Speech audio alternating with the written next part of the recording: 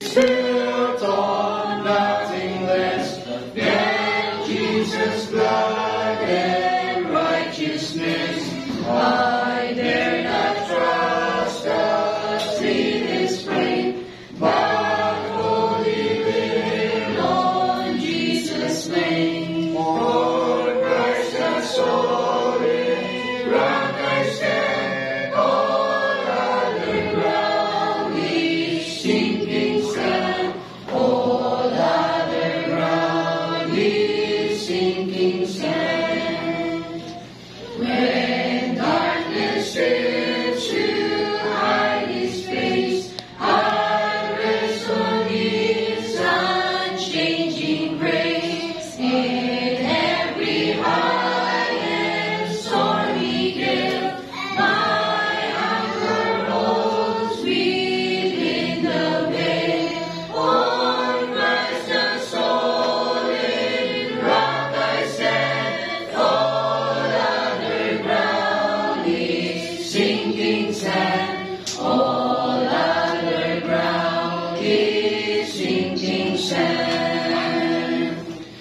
When darkness falls and not His blood, so pour me in the whelming flood. When all around my soul gives way, He then is all my hope and stay. On Christ the solid rock I stand, all other ground is sinking sand. All other ground is sinking sand. When He shall come with trumpet sound, oh, may I then in Him be found, dressed in His righteousness alone, faultless to stand before the throne.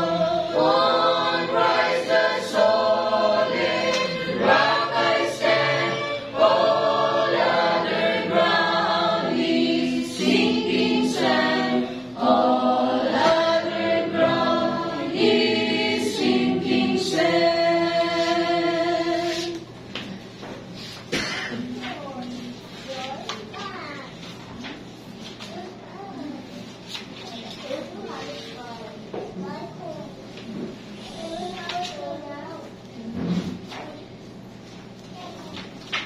Hymn number 437, 437.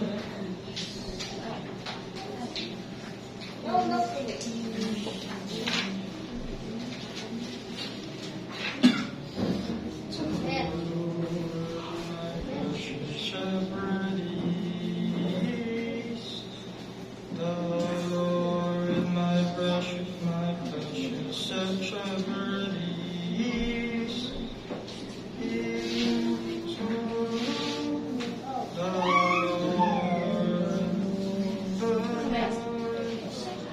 Galing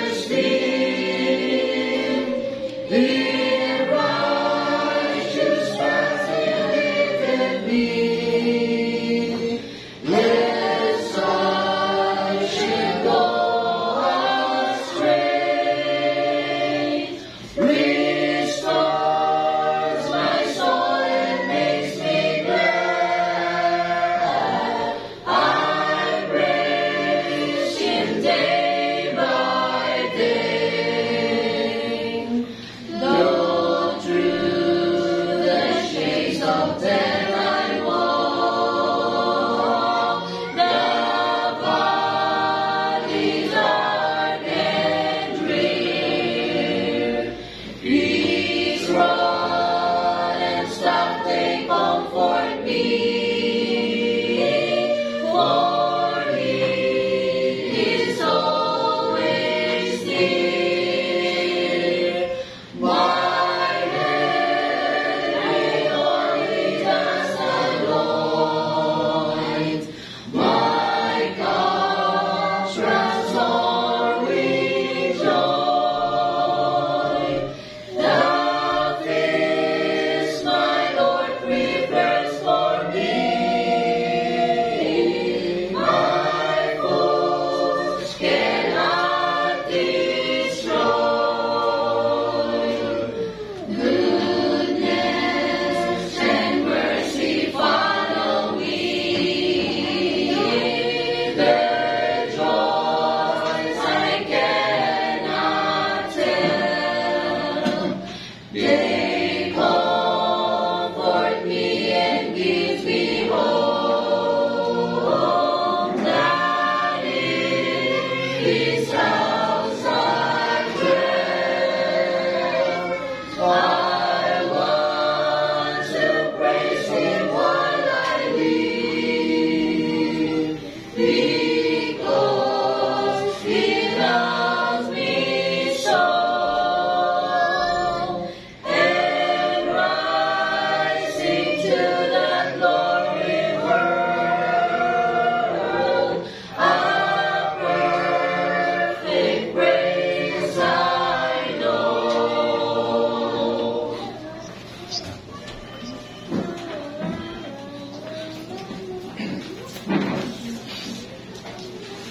Thank you, Brother Itaka. And thank you, Pastor Boy. No? Yun tayo out naging takbo ng ating pag-aaral. No? So, although we are not in practice of Sunday school, kasi hindi tayo Sunday schooler, it's quietly different. Pero sa Sunday school, gano'n may tanungan, di ba? Those are mga instances siyempre, kailangan natin talagang entertain yung questions. And pag-pray nyo si Brother natin si Brother Punyo. Yung kanyang pangalan talaga, Punyo. So, kaya sa office, papasok siya sa amin. Sigurado, kakantsawan kami. Nasipon yung Julio. Di ba, pag nagkasama kami, nasipon yung Julio. Kaya, Brother Alfred, no? It's a delight, no? Na kapag tayo ay nakaka-meet ng isang tao na mayroong eagerness sa salita ng Diyos. Indeed, no? Nakakapag-ignite ito ng ating spirituality. And diyan mo makikita that it is a comfort from the Lord. Kaya alam natin buhay ang Diyos, di ba?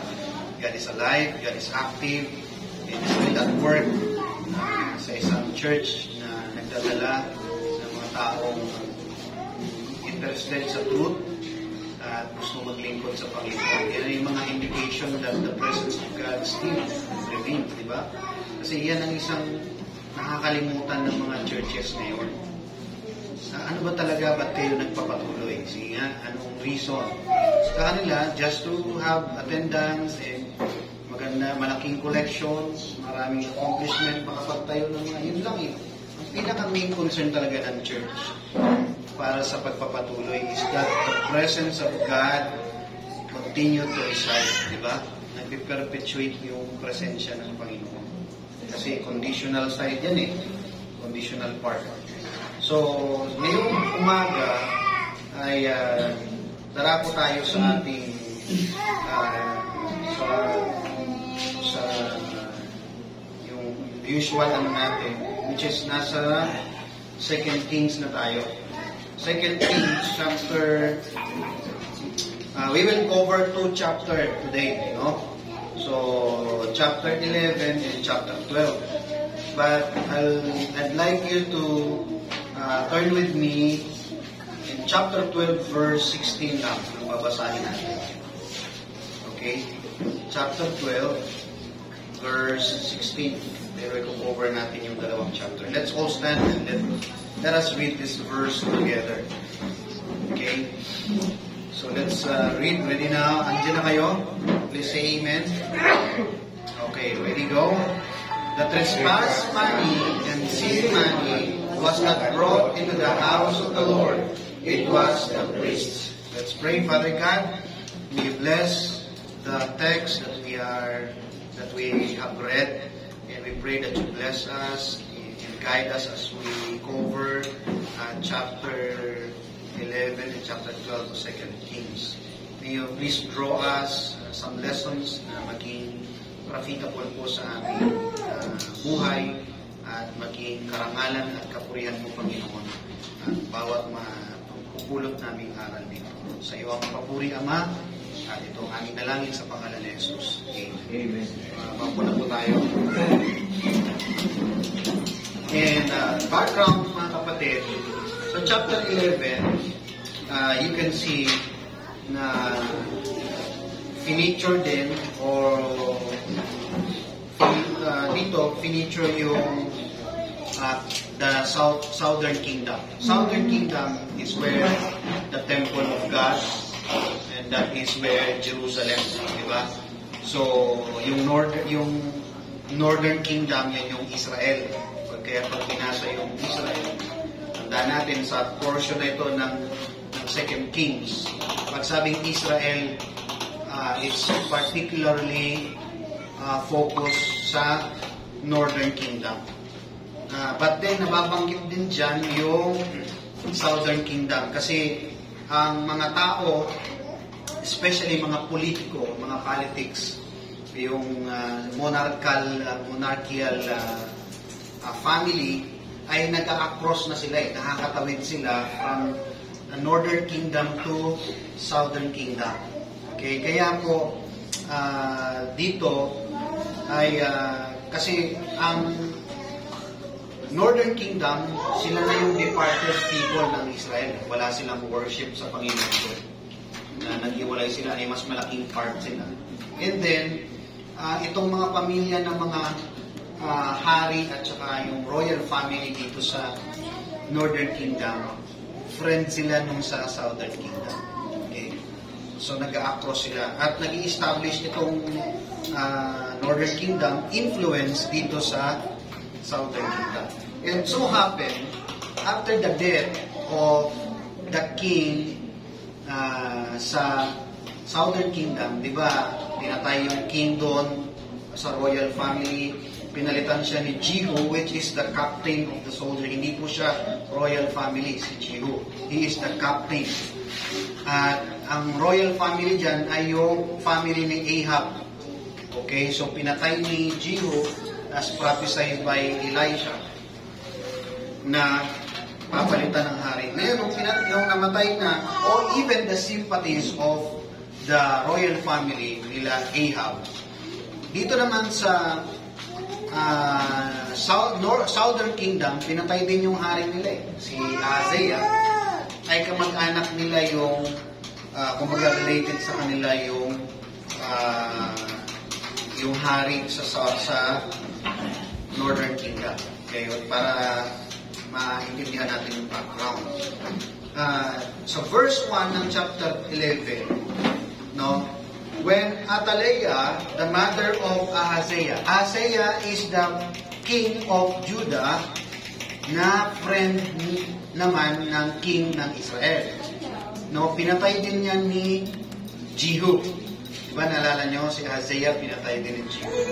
Nung malaman, nung nanay ni Ahaziah, no, sabi ito, when Athaliah, the mother of Ahaziah, saw that her son was dead, she arose and destroyed all the seed royal. Pinatay niya yung mga, nag-alsa siya, babae ito nagkaroon siya ng interest na patayin yung mga seed ng royal family.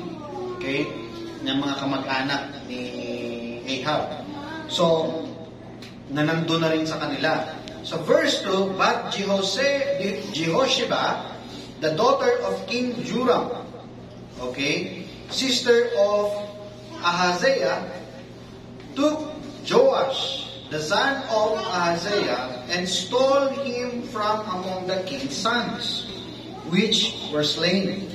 And they hid him, even him and his nurse, in the bedchamber where from Athaliah, so that he was not slain. So, dito, dahil pinagpapatay yung mga potential, yung mga pwedeng sumunod na hari, itong kapatid ni Ahaziah, no, tinakas niya yung isang si Joash, no?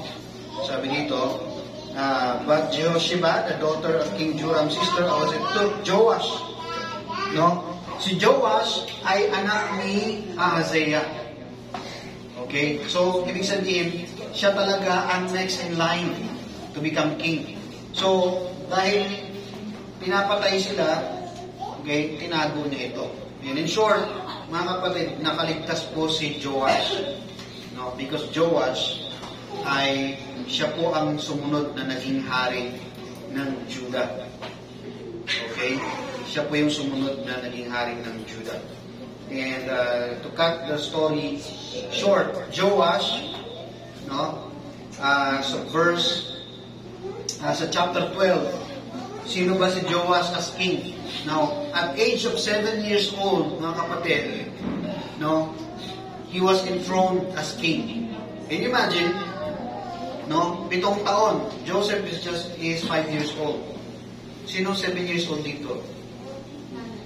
Sino 7 years old? Wala na? Si Jurish. O yun, ganyan. Lalaki nga lang. Si Jurish. Ganyan ang edad. 7 years old. Yun ang hari nila. How come? Ano kaya yun, no? 7 years old, maging hari. But ganun sa monarchical way. Diba? Kasi they are royal and they were protected. And then, ito pong si Athaliah, nung nagkaroon kasi siya ng interest sa sa the kingdom, at some part ng history ay naging reyna siya, naging queen siya, yun siya hari. At it means she reigned. At tumindig siya bilang reyna. However, because Israelites are so familiar na hindi pwedeng babae ang mag-leader sa kanila. So there is a priest na ang pangalan ay, sino yung priest na yun? Si Jehoiada. No? He is a priest na siya ang nag-facilitate. No? For the sake of Joash, kasi bata pa si Joash, paano siya mag-decide? Through Joash, for the sake of Joash, the priest Jehoiada, no, facilitate to regain the whole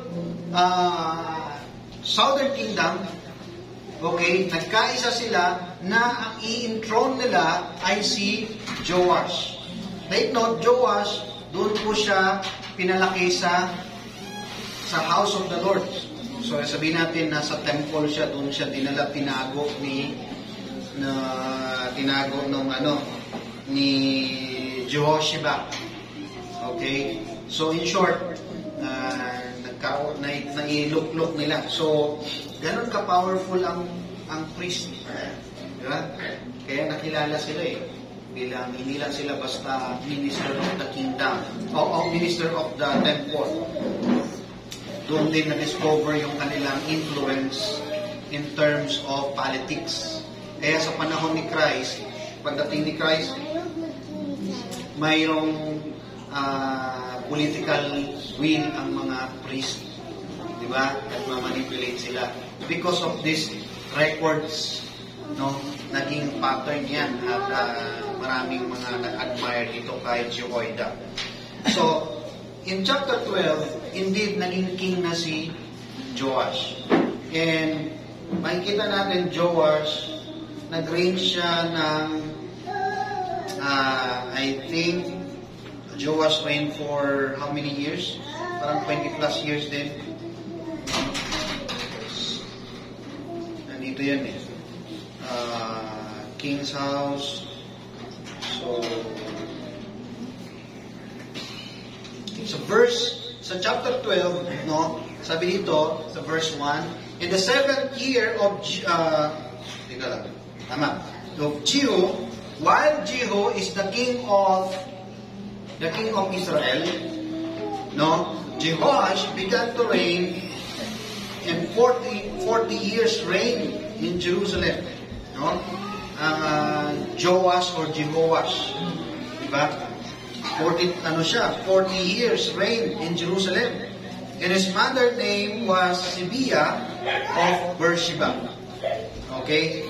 And Jehoash, that which was, sabi dito, and Jehoash did that which was right in the sight of the Lord all the days wherein Jehoiada the priest instructed him. Okay? So, itong si Joash o Jehoash ay nag-reign siya as righteous king. No, matuwid siyang hari.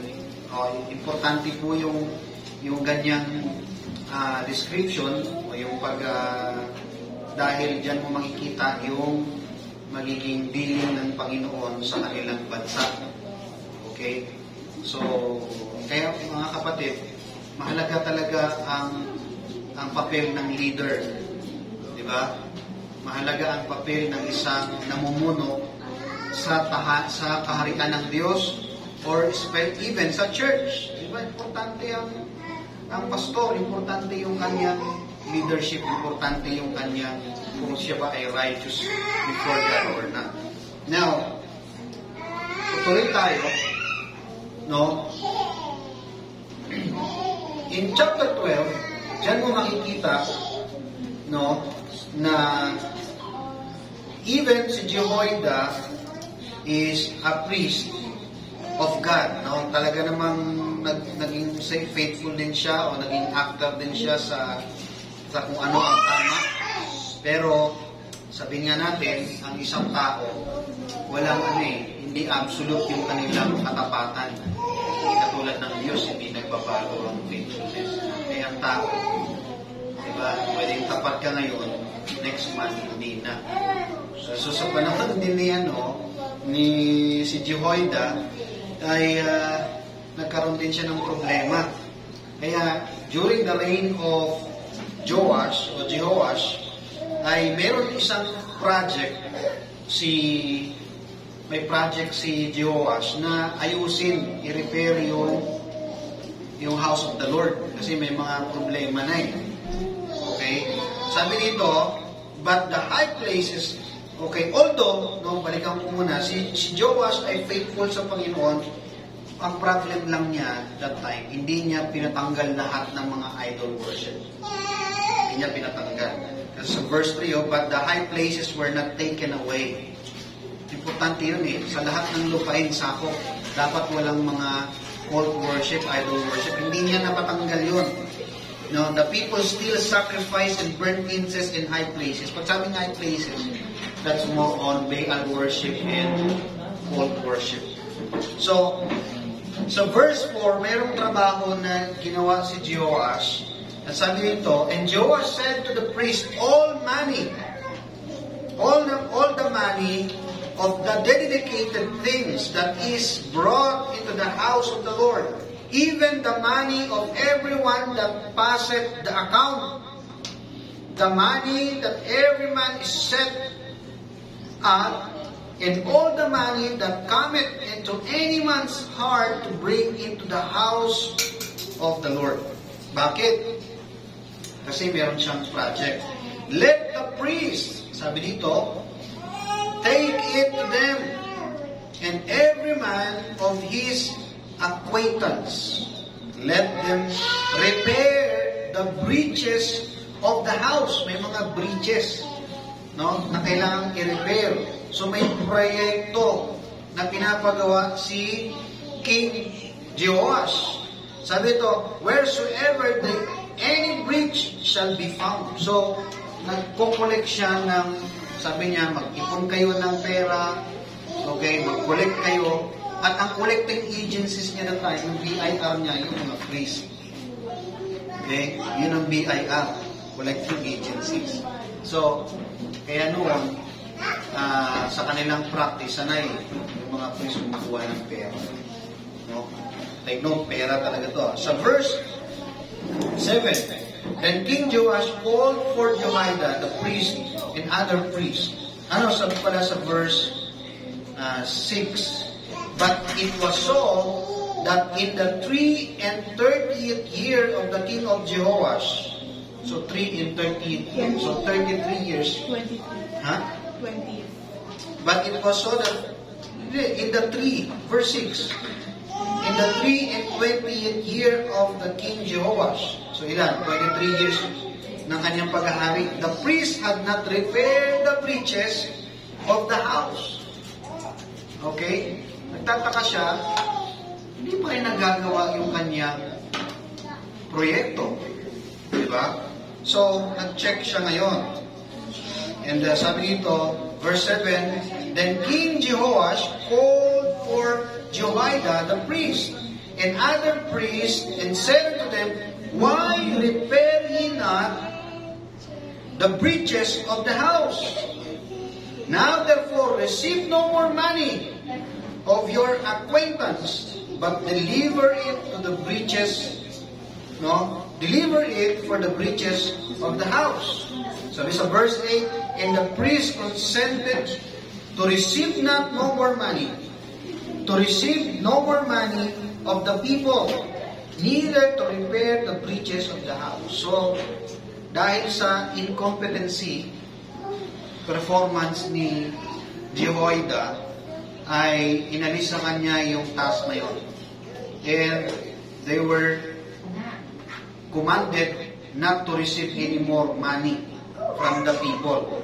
So, anong ginawa? Binago nila yung setup. Diba? And it was, sabi sa verse 9, But Jehoiada, the priest, took a chest and bore a hole in the lid of it and set it beside the altar on the right side as one cometh into the house of the Lord. And the priest that kept the door put therein all the money that was brought into the house of the Lord. And it was so, when they saw that there was much money in the chest, and the king's scribe and the high priest came up, and they put up in bags and told the money that was found in the house of the Lord. And they gave the money, being told, into the house, into the hands of them that did work, that had the oversight of the house of the Lord, and then laid it in the carpenters and builders that brought upon the house of the Lord.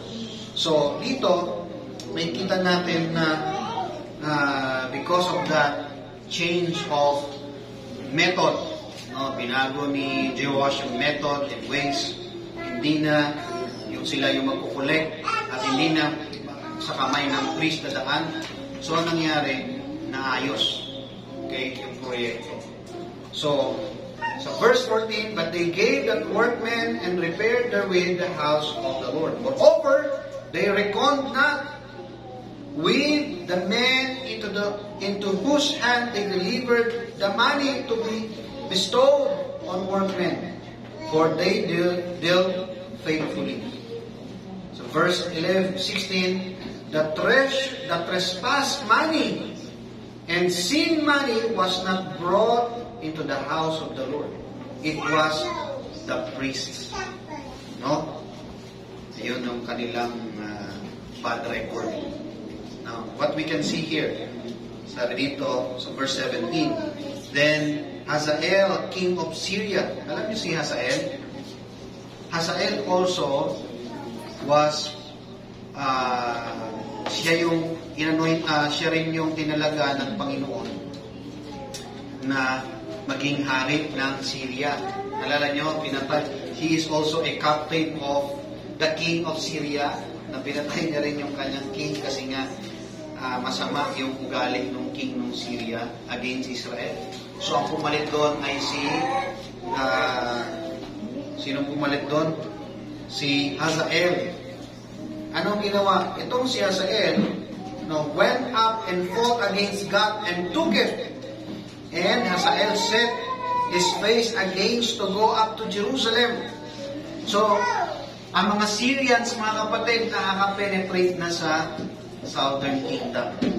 Dati, sa ano lang sila, sa tawag ito, sa Israel lang. This time, nakaka-penetrate na sila. Okay?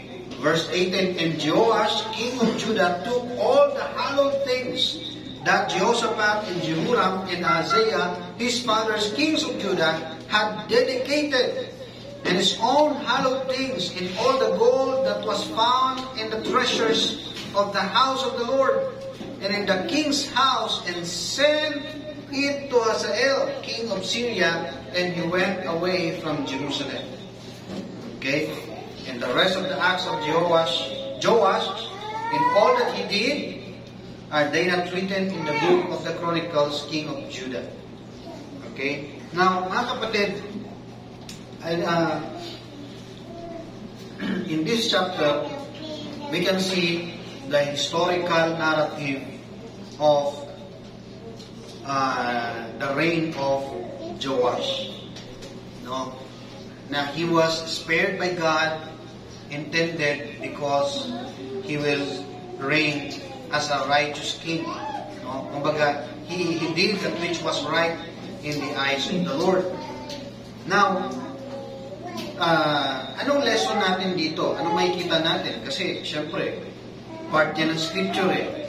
Di ba? Pasadahan lang natin, istorya lang naman ito eh. No? Isang reality dito, mga kapatid, that they deal with money. They have, meron silang, kapag sila may proyekto intended for the Lord, kailangan ng pera. Di ba? At yan ay realidad even sa ating panahon ngayon. Even the old days, may pera na eh. Ngayon, may pera pa rin. And you know what? No? Ang subject natin ngayon is about money. Ang Bible naman, maraming mga area kung saan pinag-usapan yung pera. Okay? But, dahil nagsisiris tayo sa Old Testament, dito, they talk about money for a certain project. Di ba? We can also relate to that. A church also needs money. It involves money para sa kanyang ministry. Di ba? Ang church. And even individual, lahat tayo, we have concern about money. Di ba? How we live our life today, mayroong kinalaman yung pera dyan. Di ba? May kinalaman siya kung paano ang view natin sa pera. Okay? So, very important, brethren, na meron din tayong biblical understanding and idea about money. No? We cannot say na, wala yan, pastor, hindi mahalaga yan, o let us not talk about money. Let us talk about spiritual things. Now, hindi po hindi po tayo lahat dito spiritual side. Di ba? Kailangan mo ng physical, tulad yan, mamaya kakain tayo. Kailangan ng pera yan. Di ba? May bibili ka ng damit, whatsoever. Uuwi kayo, kailangan niya mamasahe o kaya magagasolina kayo. Kailangan naman hingiin nyo yan. Kailangan sabihin nyo, spiritual kami, hindi na yan. Kargahan mo to. Bayad namin, spiritual. Di ba?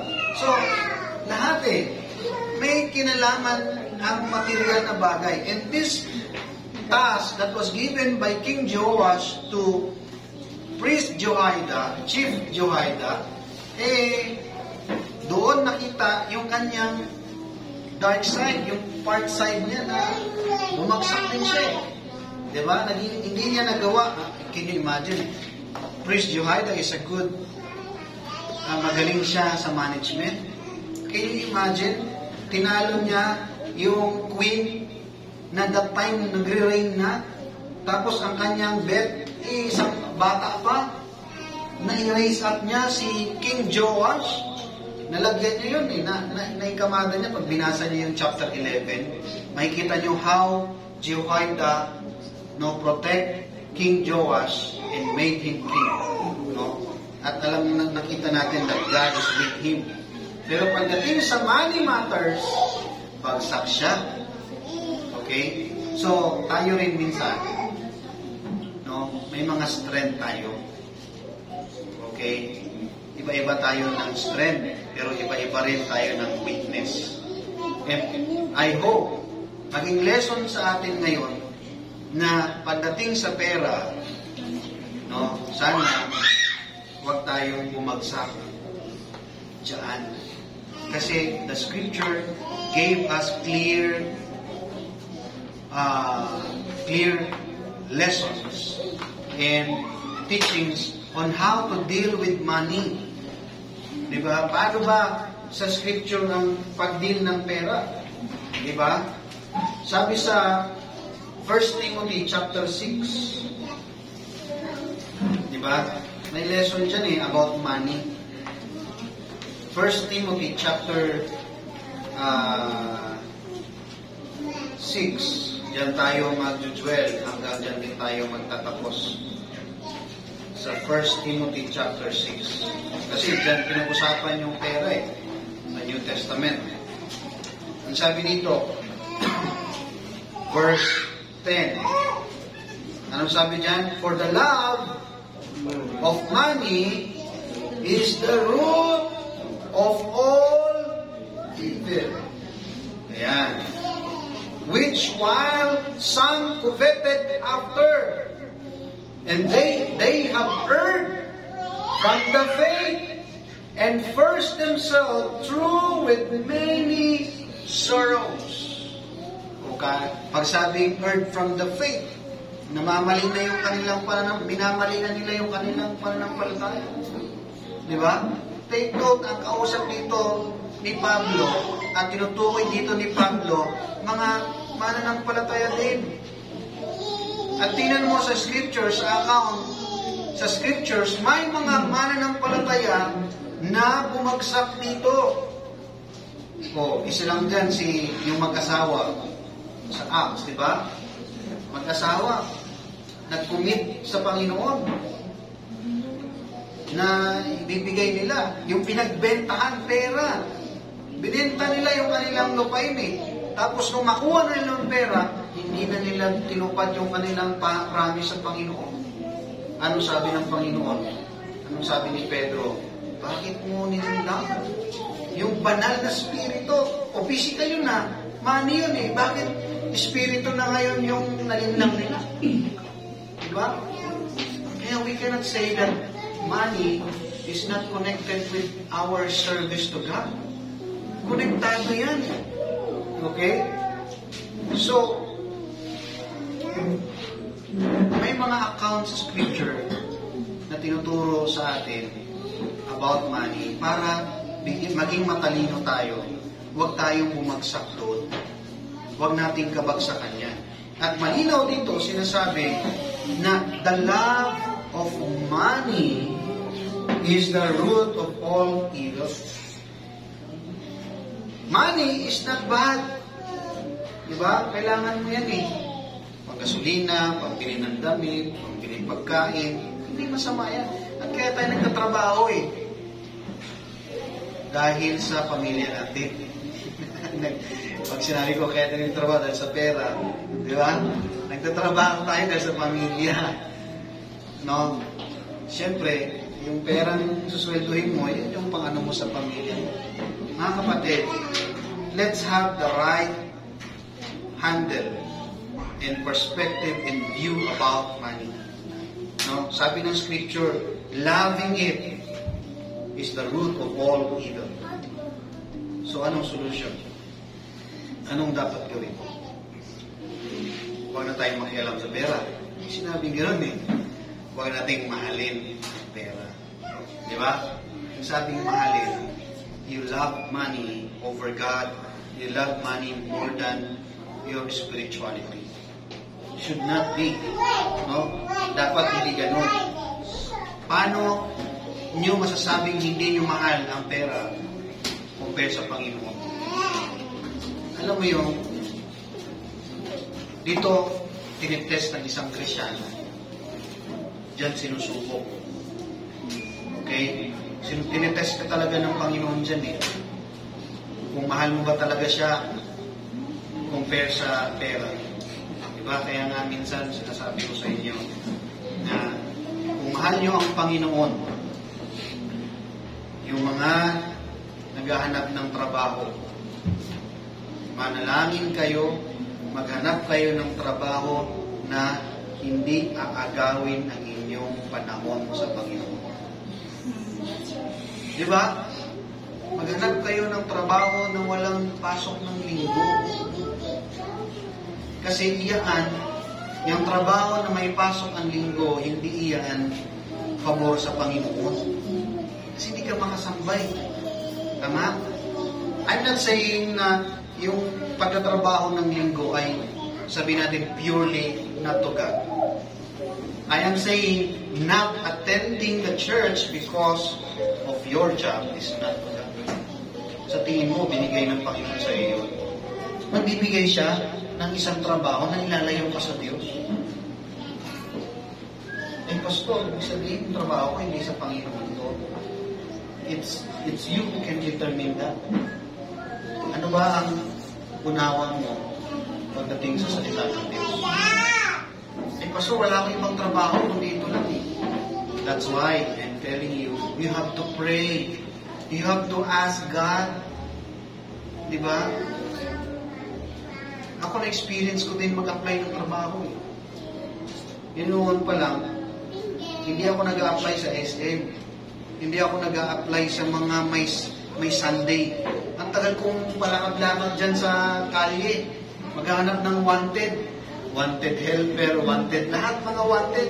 Pagka nag-apply ako, may pasok po ba ng linggo? Ay, mayroon dito. O, hanap ulit. Diba? Nag-training na nga ako sa isang factory. Isang araw ako nag-training doon. Yung paggawaan ng foam, yung styro. Bago pala yan buuin, dudurugin mo na. Ay, taong styro kami doon eh. Punong-puno ako ng styro. Tapos, training kami isang araw, bago mag-uwian, pinapasok kami sa opisina. O kaya mo ba yung trabaho? Hindi kaya ko. Pero mukha ka ng foam doon. Pero pag sabi ko, mayroon po ba itong pasok ng linggo? Ay, oo, hindi ka pwedeng mamili. Ay, gano'n. Hindi na ako bumalik. Diba? Pero sabi ko, baka pagbigyan ako nito, pwede ko bang linggo available ako? Ay, magtatampo yung iba eh. Hindi ko pwede. O, hindi na ako bumalik. Ang tagal ko naganap ng trabaho. Hanggang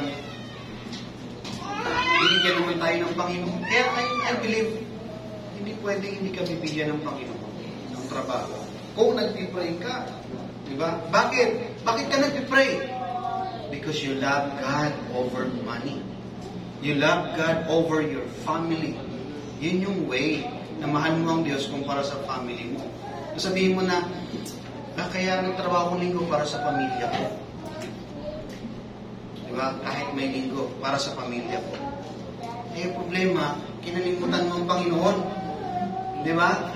Nasaan ang Panginoon kapag hindi mo siya inisip, Lord, pakiusap. Bigyan mo ko ng trabaho na walang pasok. Ay, paano yan? Pastor, pagkalinggo kasi ang papa ng sweldo. Pagka may pasok, pag walang pasok linggo, ang papa ng sweldo. Pwede. Diyan matitest yung faith mo. Diyan matitest yung iyong pagtitiwala sa Panginoon. Bakit hindi ka kayang i-bless ng Panginoon? Hindi ba kaya ng Panginoon pagpalain yung trabaho mo at gawin kang manager doon, gawin kang presidente doon? Ano mo na kung maging presidente, pastor? Janitor lang ako. Di taasan mo na yung faith mo. Di ba? Kasi mahal mo ang Panginoon eh. Money is not bad. But if you love money over God and family, dito naging masama. Sabi, it is the root.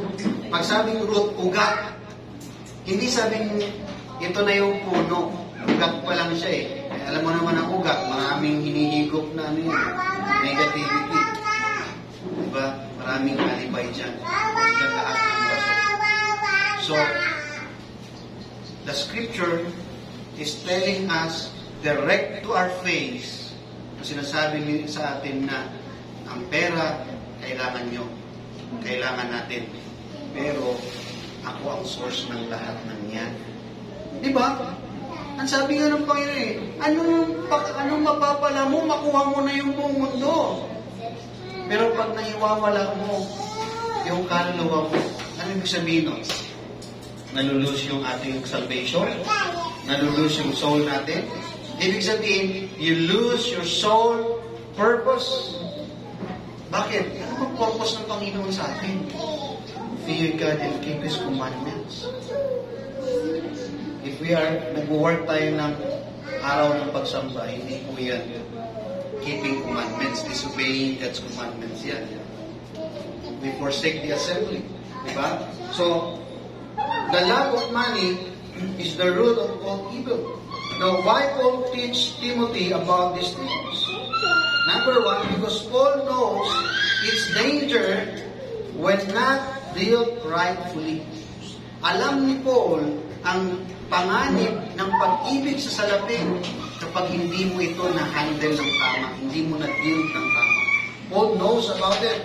Nakita mo yan sa verse 9 and 10. 1 Timothy chapter 6. Sabi doon sa 9 and 10, but they that will be rich fall into temptation and a snare, and to many foolish and hurtful lusts, which draw men in destruction and perdition. Kung alam mo pala na ganun ang may kapamakan sa iyo, hindi mo ba consider yon? Hindi mo ba iisipin ito?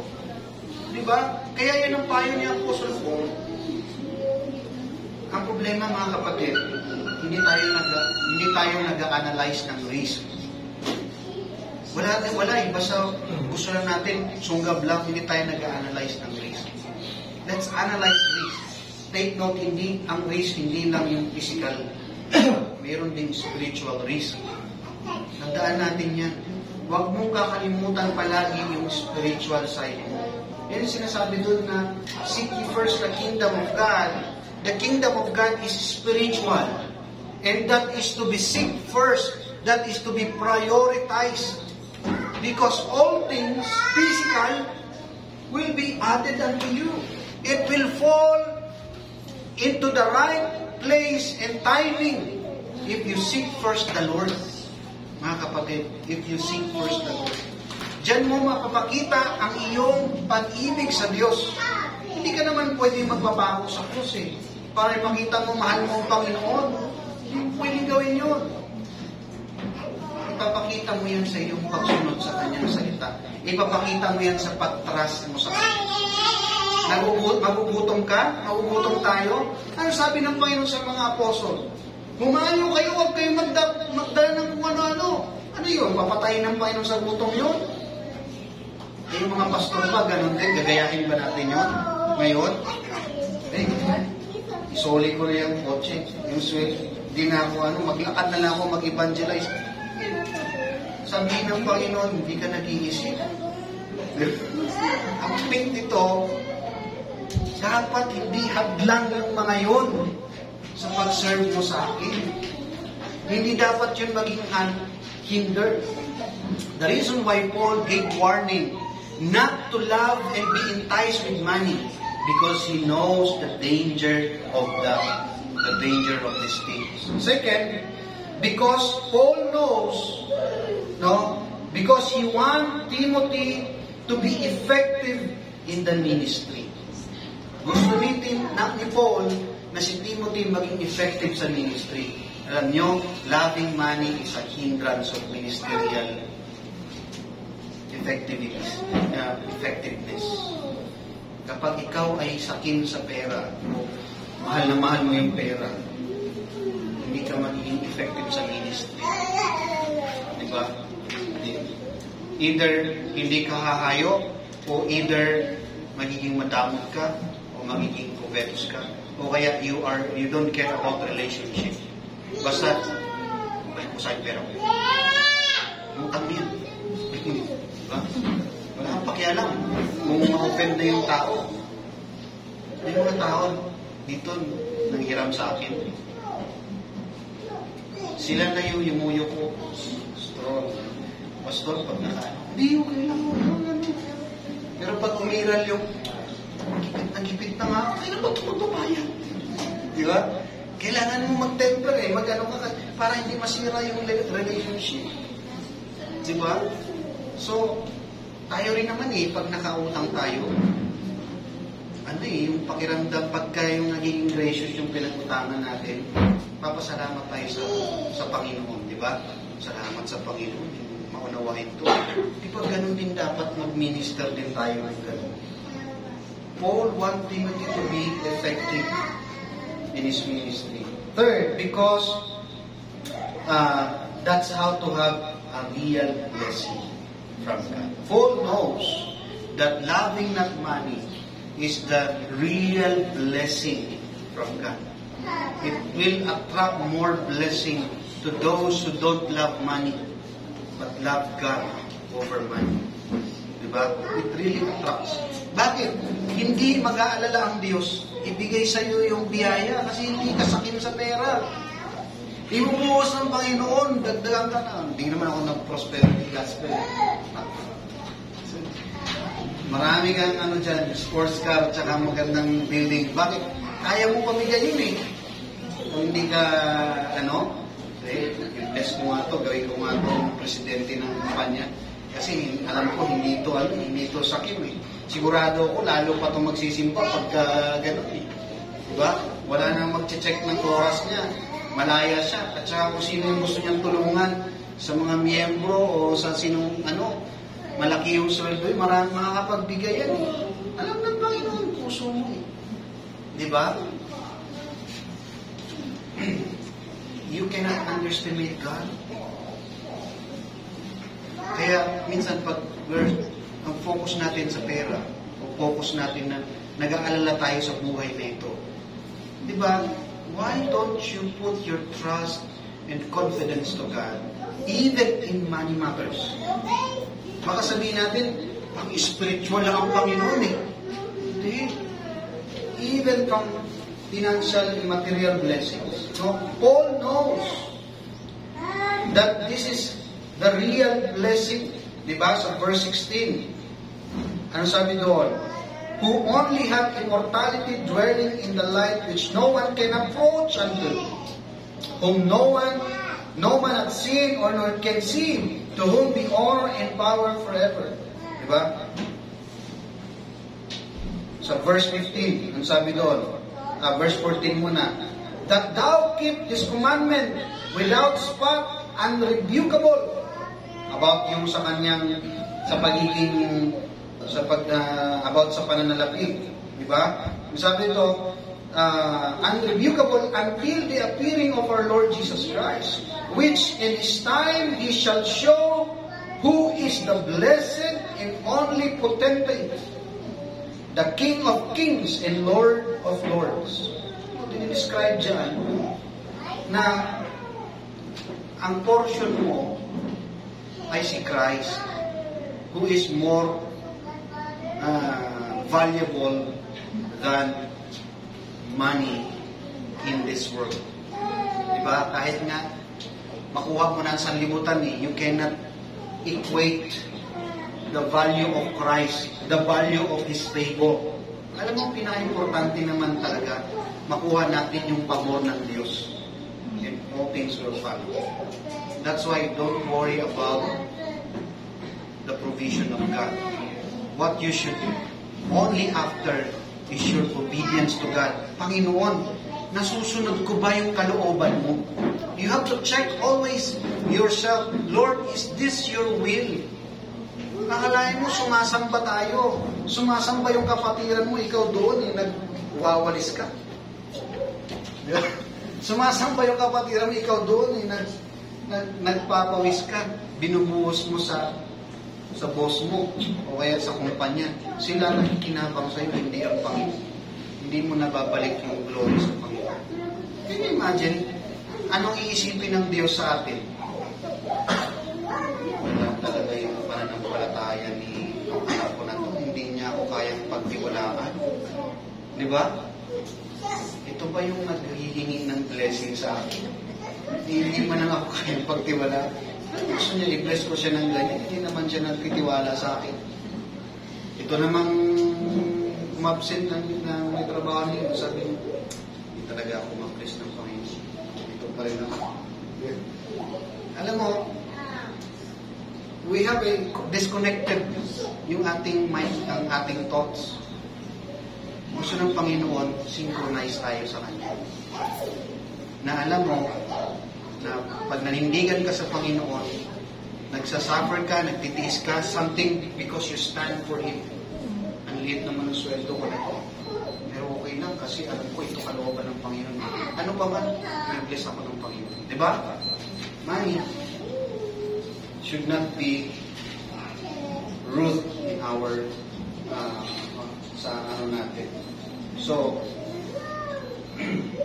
mga kapatid, related doon sa ating pinag-usapan, yung trespass money and sin money, hindi ko dinadala yun sa temple. Di ba? Hindi dinadala sa loob ng simbahan. So, mga kapatid, let us not stole or let's not steal the glory that should be to God. Yung buhay mo, even your pocket, everything that you have, it's all owned by God. Do not steal what is due to Him. Time, money, huwag mong nakawin yung para sa Panginoon. May portion ng Panginoon sa iyo, hindi pwedeng ikaw lang yan. Hindi ikaw nga pag-aari ka ng Panginoon. Meron siya, hindi pwedeng nakawin yan. Ayaw nakikita ng Panginoon kung deserve mo or good steward ka. In Malakay chapter 3, itugtong ko lang to kasi nandyan yung good stewardship. Ito, pilit inaagaw ng ibang mga masyadong brilliant sa scripture. But the simple principle ng Malakay chapter 3, hindi nyo to ina-apply. Because this is money related Pag usaping pera, hindi mo pwedeng iiwas yung Malakay chapter 3 dyan. Diba? Sa Malakay chapter 3, it speaks about stewardship. Pansinin mo, i-notice mo lang talaga. Kapag hindi ka nagtatapat sa Panginoon, sa material na bagay, para ka nakikipagbuno sa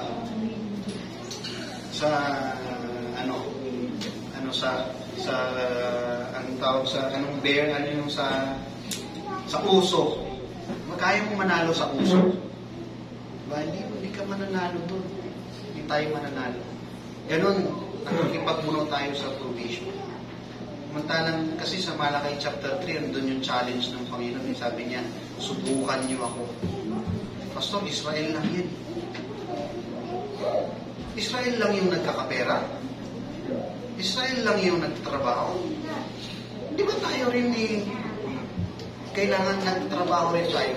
Israel lang ba yung may Diyos? Di ba? Sabi niya rin doon din sa chapter yun, I, the Lord, I change not.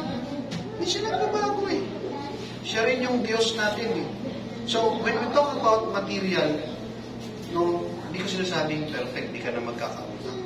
I'm saying that it's better na ipuso natin yung biblical path than inventing our own way to be blessed by God. At saka masaya kapag ka alam mo, tumutumpak kayo ng Panginoon. Okay? Kaya matatapos mo rin yung mga utang mo yan. Matatapos mo rin yan.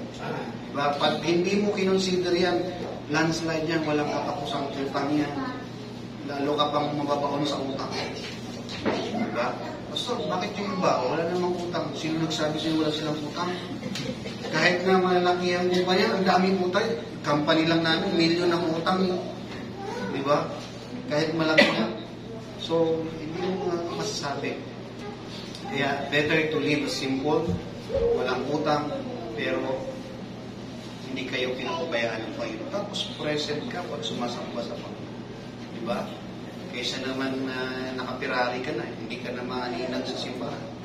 Diba? So, itanda natin that God also gave us the rightful way in dealing money matters. May the Lord bless. Let's go stand. Let's pray. Our Father God in heaven, thank you for your wonderful words and showing us your kindness and compassion of all of us. Even in material side, financial matters, you are also dealing with us and helping us, Lord, to be good stewards of you. Lord, bigyan mo kami ng obedient heart and cheerful heart, Panginoon, to do what is right and what is due unto you, Panginoon. Thank you so much for your kindness. We worship you and we honor you. And all these things we pray in Jesus' name. Let's remain standing. May I let us sing 231. 200. May pala. More Love to Thee is parang 30 yun eh. Wait lang. More Love to Thee. More Love to Thee ay number 413. More love to Thee. Ready now, sing. More love to Thee, O Christ. More love to Thee. Hear thou the prayer I make on bended knee. This is my earnest plea. More love, O Christ, to Thee. More love to Thee.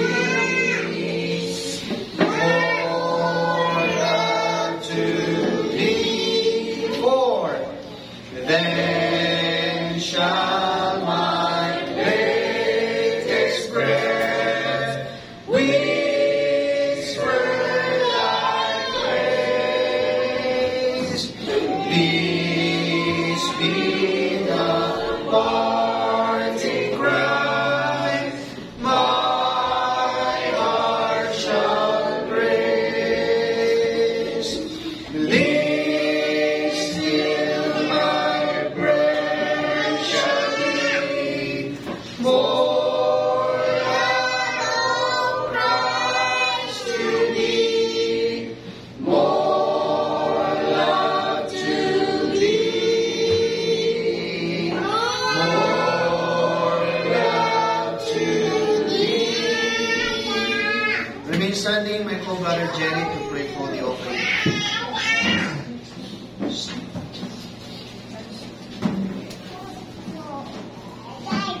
Tayo manalangin po.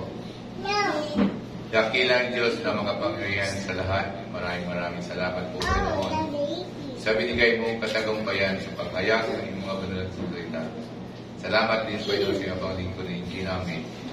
Dalangin namin, Panginoon, na iyong mga salita, tulungan mo, Panginoon, ang bawat isa sa amin, ang aming mga puso't isipan, Panginoon, na kami ay maging tapat sa iyong harapan lagi, Panginoon Diyos, na aming pamumuhay bilang iyong mga anak. Dalangin namin, Panginoon, na ipagpalain mo bawat isa, Panginoon, na rito ngayon. Pagpalain mo rin, Panginoon, mga bisita. Palain mo ang bawat isa, Panginoon, na kapag kinitay mo, na sana, Panginoon, patuloy mo ipaunawa ang iyong mga banal na salita, Panginoon, sa bawat isa sa aming isipan. Dalangin din namin, Panginoon, ang aming mga tayo sa offering. Pagpalain mo, Panginoon, ang bawat isa na kapagbigay. At pagpalain mo rin, Panginoon, ang hindi nakapagbigay, Panginoon, na sana at turuan mo, Panginoon, ang bawat isa sa amin. At iyong mas danang na pakinggan ay maging tapat sa bawat isa sa amin. Kinan Diyos, pagpalain mo, Panginoon, sa lapin na Diyos na magamit sa iyong katinang gawain sa tamang lugar. Dalangin mo, Panginoon, ang bawat isa sa amin. At narating na mapayapa, ligtas sa daan na karating mapayapa, ligtas sa pamama. Ito ba yung mga dalangin sa iyo, Panginoon, papasalamat. Binabalik namin lahat ng kapurihan sa iyo, Panginoon, pasalamat. Pangalan ni Jesus ang ipapag-isa. Amen. Praise God from whom all blessings flow. Praise Him, all creatures here below. praise Him above ye heavenly hosts. Praise Father, Son, and Holy Ghost.